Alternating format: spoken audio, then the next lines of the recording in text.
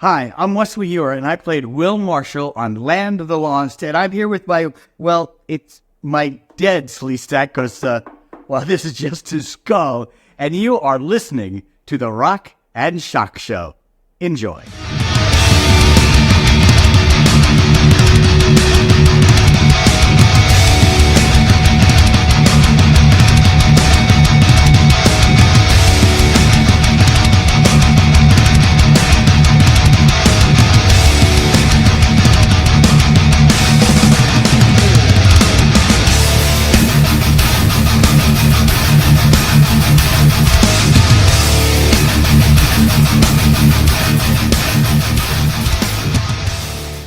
Hey, what's up, guys? Welcome to another edition of the Rock and Shock Show right here on the Classic Metal Show Network.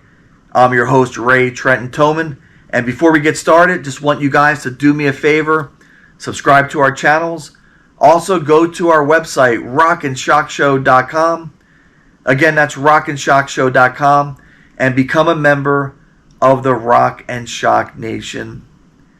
As we get older, what we have are the memories of some really amazing times in our life. And out of those memories come stories. And that's what we share with the next generation, because we want to pass along the things that we really hold dear to us, whether it's music or a classic TV series, which is what I'm going to talk about today. And I kind of shared a little bit about it last week. But this program is called Land of the Lost. And I have two really important characters from that program on today's show. But let me tell you this first, and I can't believe this happened. When I was doing this program today, and again, I recorded this earlier, when I was recording this program, I was watching the interaction between those two, and you could just feel the chemistry, because they truly were a family. That show, the cast members were like a family. And I think that's why that show was so successful. But when I went and uploaded the program today, I realized that for some reason, their video was not there. The audio was there, but the platform that I'm using, for some reason, did not capture the video. And that's truly a shame, because the interaction between these two, the way that they were vibing, that chemistry, is something that you really need to see. But I was able to take the audio and put some video with it. You're going to see a lot of video from the show, Land of the Lost. And I think you guys are really going to dig it. But you're just not going to see that interaction, which was really special. And I'm so glad that I got to witness it. Again, today's program was very surreal for me, because I'm reminiscing about being this 8-year-old boy. And it's kind of like, I can't even describe it. It was so clear remembering that time, watching that program. And now we fast forward to 2024, and they're on my show and just talking about the special things that were happening on that show. So anyway, I think you guys are going to dig this. I hope it's a very entertaining show to you. I hope that you check out Land of the Lost, because it was a very, very special show. Marshall, Will, and Holly on a routine expedition met the greatest earthquake ever known. High on the rapids, it struck their tiny raft and plunged them down 1,000 feet below to the land of the lost.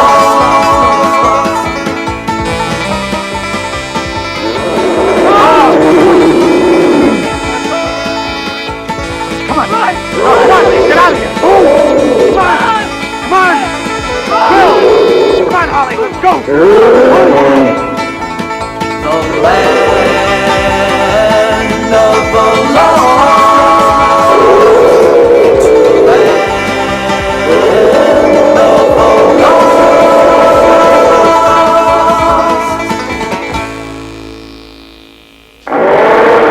I have with me today, and I'm very, very excited about this, because you guys don't understand, this was a major part of my childhood, but I have with me today Kathy Coleman and Wesley Eure. They are Will and Holly from Land of the Lost. So, guys, I'm so glad to have you on. Welcome to the Rock and Shock Show. Thank you. Thank you. Yeah. What an introduction. Well, you guys don't understand because, see, the kids today, and I sound like that, like 90-year-old man today. Like, Get off my lawn. yeah, get off my lawn. But the kids today don't understand how important Saturday mornings were to us back in the 70s. I remember before the new cartoon season came on, NBC, ABC, CBS, they all had like this special thing on Friday night to introduce what's going to be coming on for the next season. And then we got Land of the Lost. And I remember my sister and I, we were just glued to the television set to watch it. And for me, it was so amazing. And I don't know if a show like that today, some of these kids would understand, because it's almost like we're just spoon feeding them, because this really was an advanced show for children back in the day. Well, it was written by the Star Trek writers. Yes. So David Gerald was our ed writer. He did. If you're Trekkie like I am, Trouble with Tribbles, that was a show he wrote. Walter Koenig, who actually plays Chekhov in the original Star Trek, created Enoch, the talking sleeve stack. And we had, what were the writers? It was DC Fontana and Larry Niven and Spinrad. And David Gerald, when he called the writers in to write the show, he said, we're not going to write a Saturday morning show. We're going to write a science fiction show that airs on Saturday morning. Frustration, I guess, with the new generation versus what we had. I think our gift from God was the 70s, because we had the best TV, we had the best movies, and the best music. And so we have a bond when we see each other. Anybody from the 70s, we have that automatic knowing of each other. 80s too. Oh, yeah. Yeah, absolutely. Definitely 70s and 80s. And then something happened where we've really done a disservice to ourselves with technology, because it's taken us away from just knowing one another. And even with the shows, like I felt like I knew you guys every Saturday, and there was like this connection. And again, it was so amazing. But to get started with this, and I'll do ladies first, not in order of importance, Wesley, because I know some of these shows, it's always not turned. Listen, I am Kathy's biggest fan. I always say that, Sid and Marty Krofft cast us as a family, but they really created a real life family, because Kathy and I are like brothers and sisters. We live in the same town. We travel together a lot. So we are genuinely, she's my sister in real life too. No, you can sense that, like the chemistry with you two guys. And that's why I was so happy to have both of you on.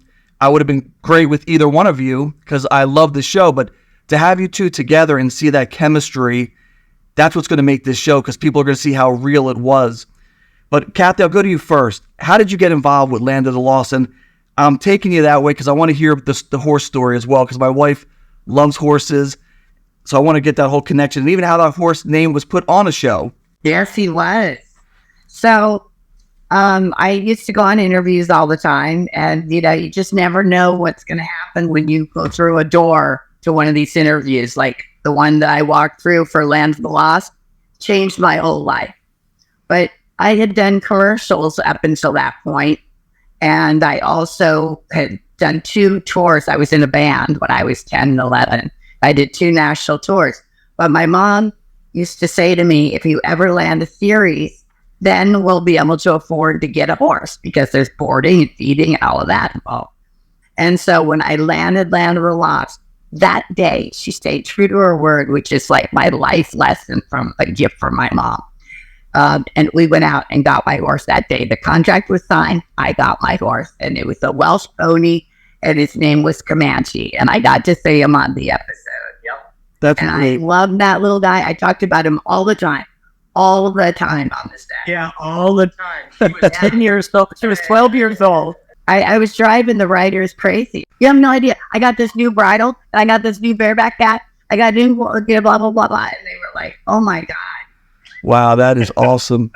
We got to shut her up. So Yeah, we would be standing, because in Land of the Lost, it was blue screen before it was green screen. We had blue screen, chroma key blue. And we had a whole half of us outstage. The ceiling was blue, the floor was blue, so they could we'd stand up, they could superimpose us with the dinosaurs. And so we're standing there because we have to wait for the shots to be set up and the lighting and stuff.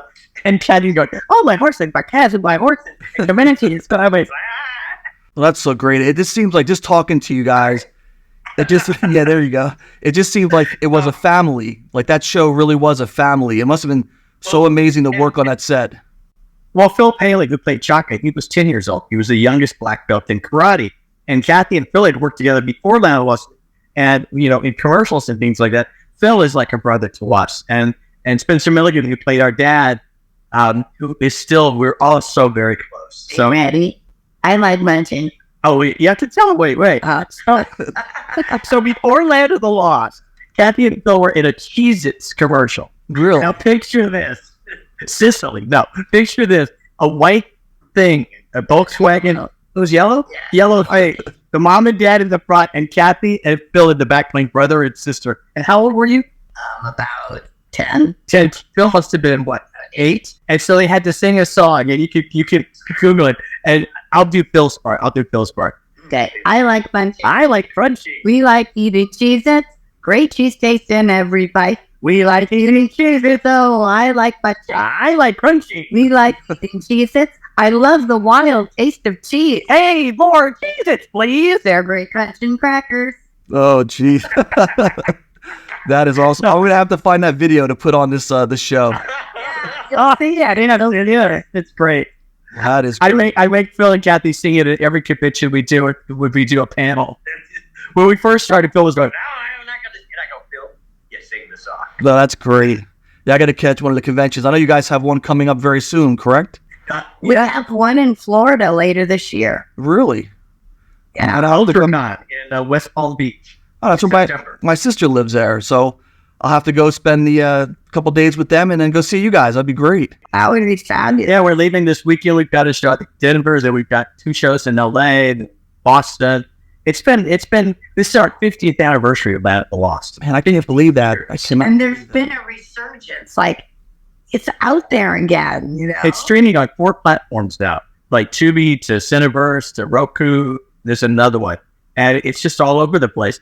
We do. In fact, we're doing a show with Sid this weekend, and he says, "Can you believe it? 50 years later, they still remember us." Now, that is amazing, and it's because of the memories you guys made with us.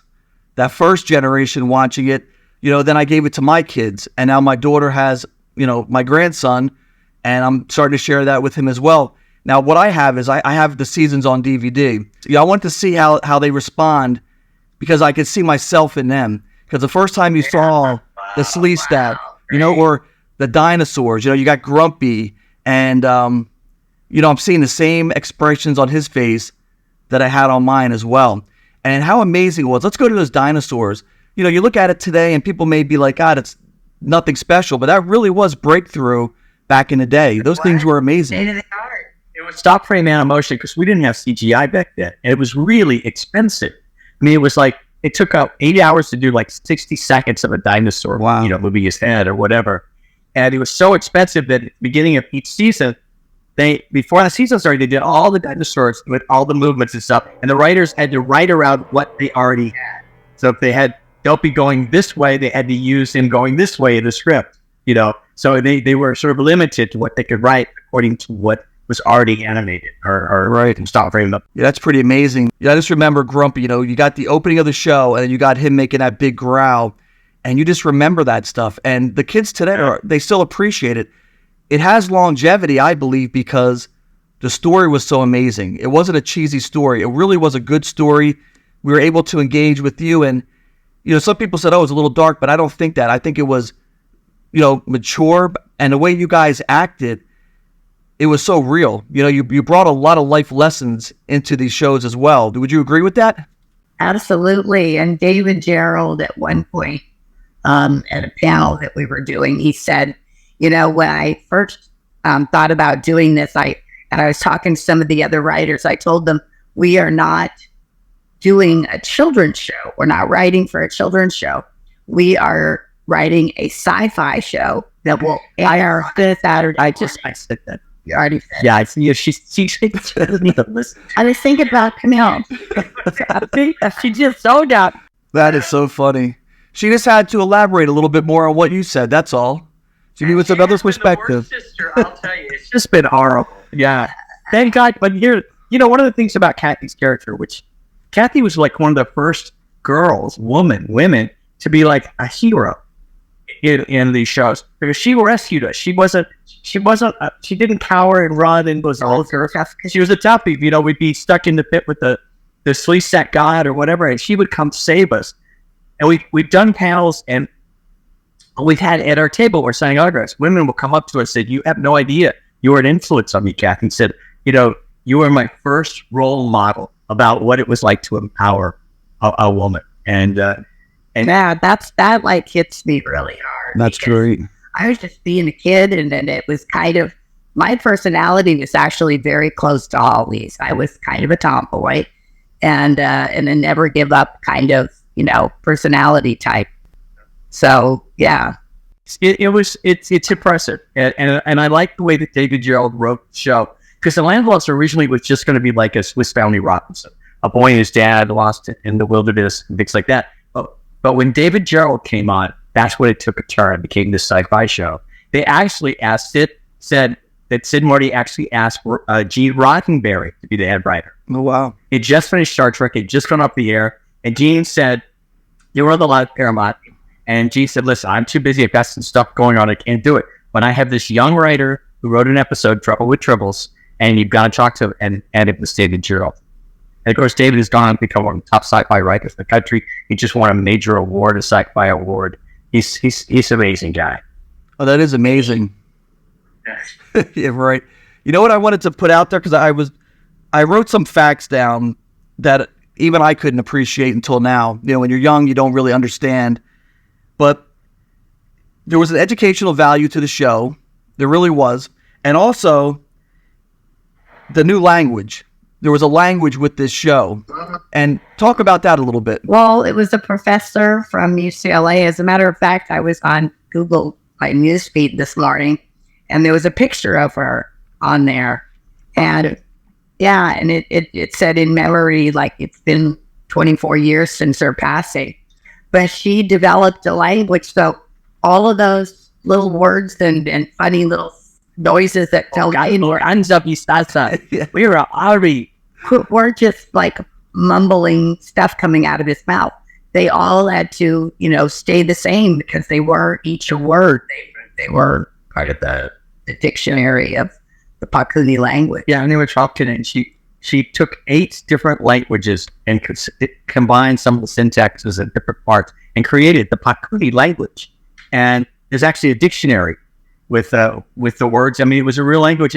I think it really started a trend, because then when Star Trek, then you have the Klingon, and you have all the other species, the Ferengi, right, stuff like that. They have their own language. Land of the Lost, the Pakuni language, started that trend, I believe.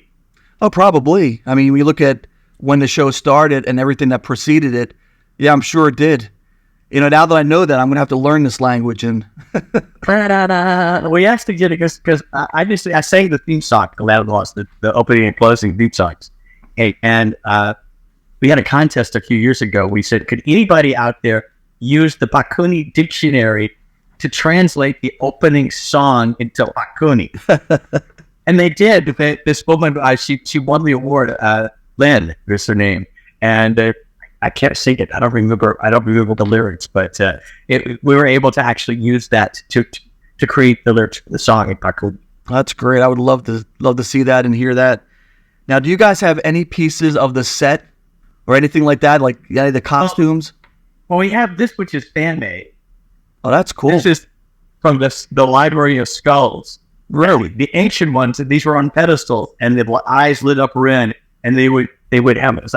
It was like their what do you call it? Their gathering of all the elders and stuff. So this was a Sleestack skull, and that's what this was on this shirt. Yeah, there's a couple of Sleestack costumes left. There were only 3 Sleestack costumes in total ever made. The Enoch costume was purchased by a guy named Kier, and he totally like $16,000. He totally redid it. I still have my original backpack, my Kelty red backpack in all 3 seasons. It was signed by everybody. I had my knife. And Kathy, you know, I have a doll. It was used in I believe in the episodes The Circle, and it's the doll that goes spinning through a vortex. Oh, wow. And I have that, and that's the only thing that I have. But we had the best time because we had 2 sound stages. So one sound stage was just our jungle, the exterior of our cave, the lagoon, and the other sound stage was the interior of our cave. And then like I said, it was all chroma key blue, the green screen at its time, and the whole sound stage was painted that color. And we also on that same stage that had the chroma key blue wall, also the honeycombs of all the tunnels in the Lost City and the pit where the preacher, which never, never knew what he looked like, but they had the pit there and everything, and that cage that hung that we, we would be in sometimes. What happened though in the 3rd season? We lost our dad. Uncle Jack came in, and we moved to the Lost City. And the reason we moved to the Lost City is because the caves that we had were also being used by Sigmund the Sea Monster in the caves. And at Goldwood Studios, the first day of shoot for a new season for Sigmund, everybody's getting their wardrobe on, their makeup on, and there's a fire. And the whole studio burns up instantly. The walls fall down at Goldwood Studios. People's cars were destroyed. People made it out with their lives. People lost their wallets, their keys, their money, everything.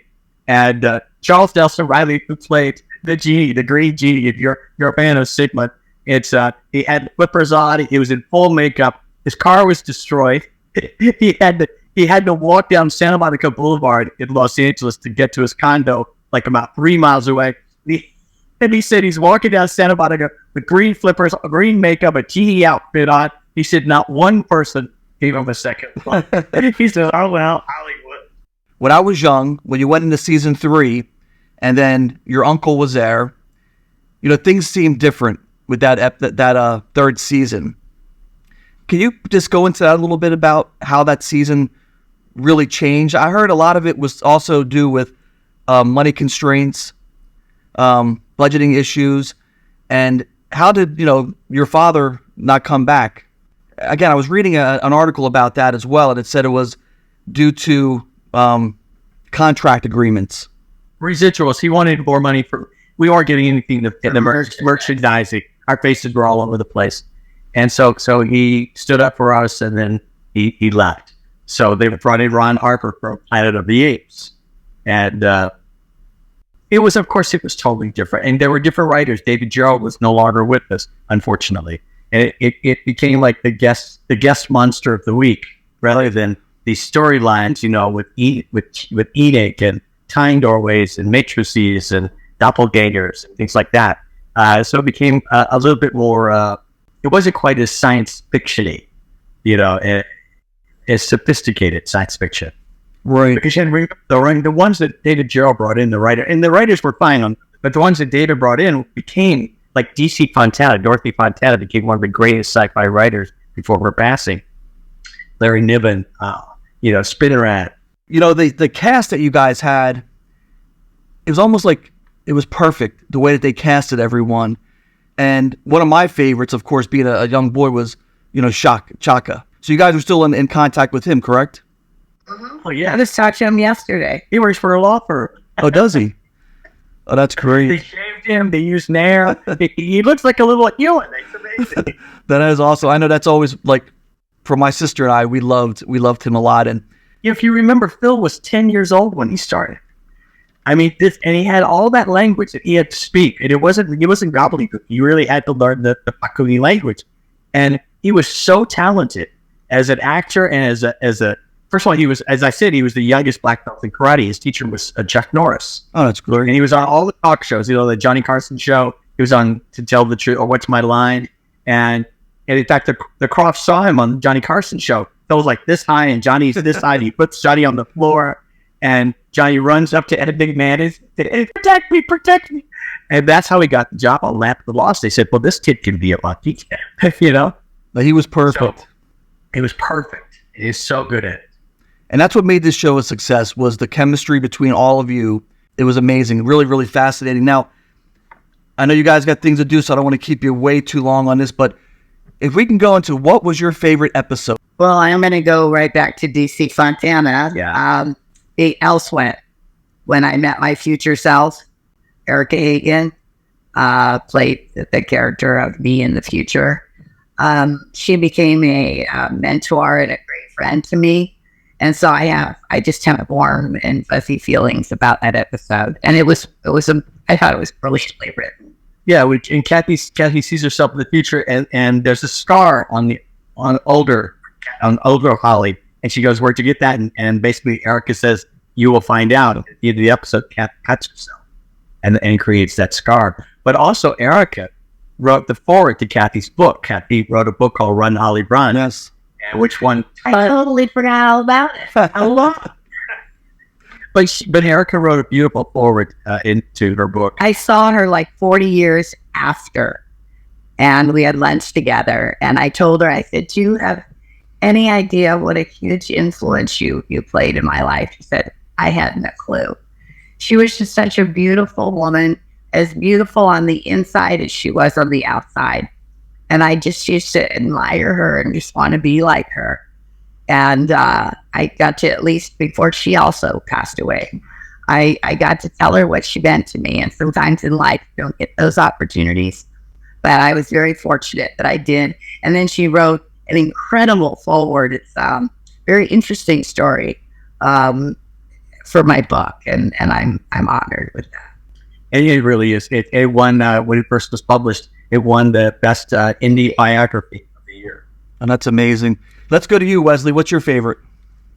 It's called The Circle. It was the last episode of the first season, and it was written just in case there wasn't going to be a second season. They wanted some kind of a wrap up, but not a complete one. And it's an episode where with Enoch, the family walks through a time doorway. There's a paradox that's happening on the Land of the Lost. It keeps repeating itself, and the Land of the Lost is going to destroy itself. And Enoch says 3 must leave so 3 may enter. And so what happens is Holly, Will, and our dad walk through the time mist, and we go back to Earth.